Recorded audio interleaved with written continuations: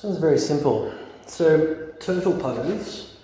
Turtle pose is a very strong pose, and it can be a little bit rough on the back, the lower back and the middle back, especially in the early days of your practice. Now the purpose of the primary series, all of these single leg forward folds and all of these twists, is to get the lower back and the middle back open.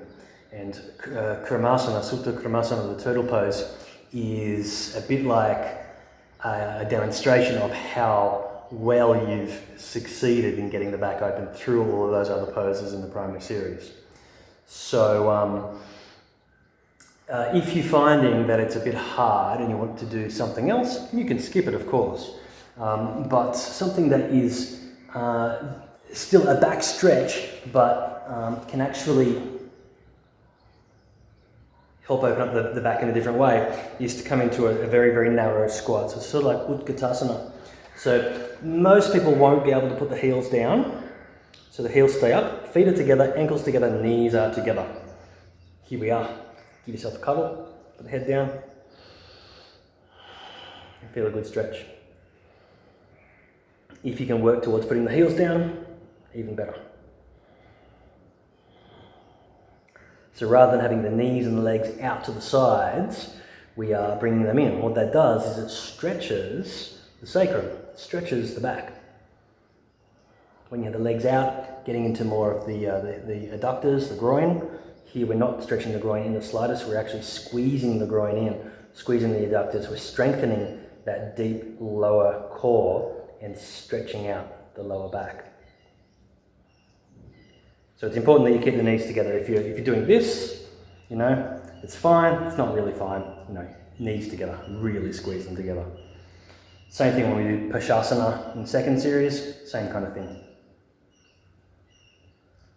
The other thing that you can do if you've got sore lower back and you feel like this kind of movement is helpful, is to rock and roll, again with the knees together. I can't overstate the effectiveness of this very, very simple thing.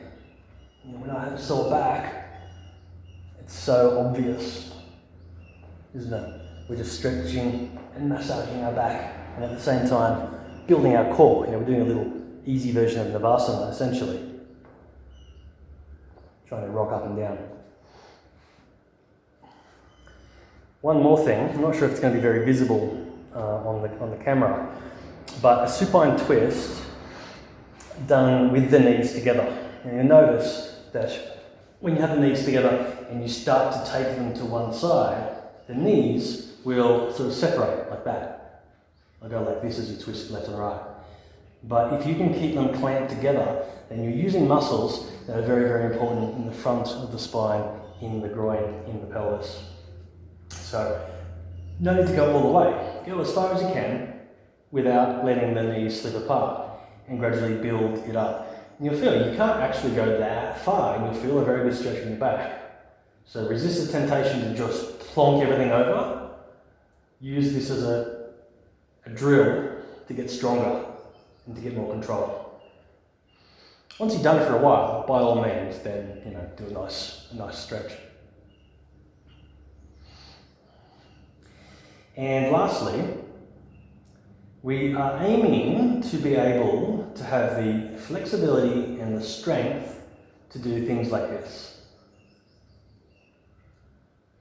To be able to lift the bum, tailbone that is, off the floor a little bit, without using the legs as momentum, without just doing plow. Right? Plow's fine. This is easy. Right? I'm just letting my legs swing over my head.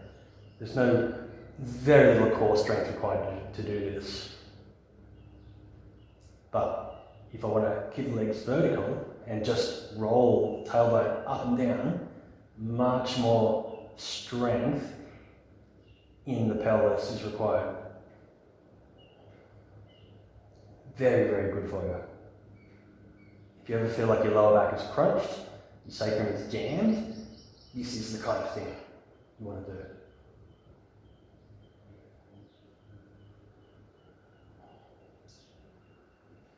And that leads then to being able to do shoulder stand without using your hands and just by rolling up.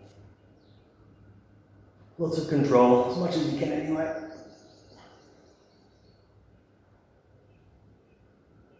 Little bit of momentum maybe.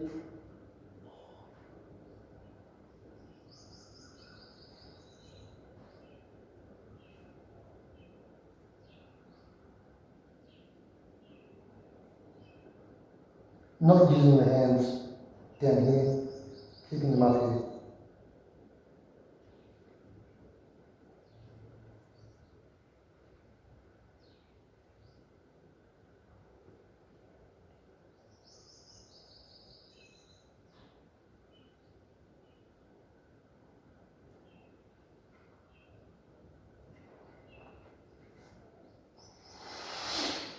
Good fun.